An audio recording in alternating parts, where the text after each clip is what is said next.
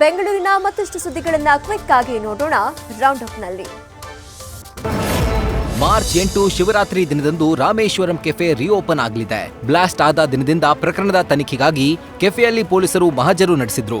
ಇವತ್ತು ಕೂಡ ಎನ್ಐಎ ಅಧಿಕಾರಿಗಳು ಸ್ಥಳ ಮಹಜರು ನಡೆಸಿ ಪರಿಶೀಲನೆ ನಡೆಸಿದ್ದಾರೆ.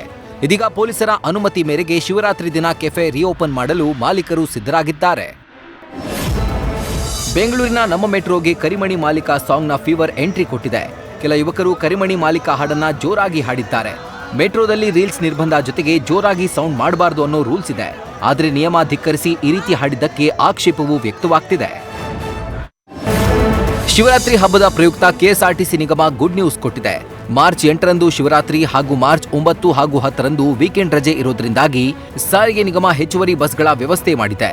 ಮಾರ್ಚ್ 7ರಿಂದ ಮಾರ್ಚ್ 10ರವರೆಗೆ 1500ಕ್ಕೂ ಹೆಚ್ಚುವರಿ ಬಸ್ಗಳ ವ್ಯವಸ್ಥೆ ಇರಲಿದೆ. ಉಪ್ಪಿ ನನ್ನ ಫೇವರೇಟ್ ಡೈರೆಕ್ಟರ್ ಎಂದಿದ್ದ ಪ್ರಶಾಂತ್ ನೀಲ್ ಮಾತಿಗೆ ಉಪೇಂದ್ರ ಪ್ರತಿಕ್ರಿಯಿಸಿದ್ದಾರೆ. Prashanth Neel great director. ಇಡೀ ಇಂಡಿಯಾಗೆ ಅವರು ಗೊತ್ತಿದೆ. ಅವರು ನನ್ನ ಬಗ್ಗೆ ಮಾತನಾಡಿದ್ದಾರೆ ಅಂದ್ರೆ ಅದು ವಿಶೇಷ. ಥ್ಯಾಂಕ್ ಯು ನೀಲ್ ಸರ್ ಎಂದಿದ್ದಾರೆ. ನ್ಯೂಸ್ ಫಸ್ಟ್ ನಿರ್ಭೀತಿಯಿಂದ ನಿಮ್ಮ ಪರವಾಗಿ.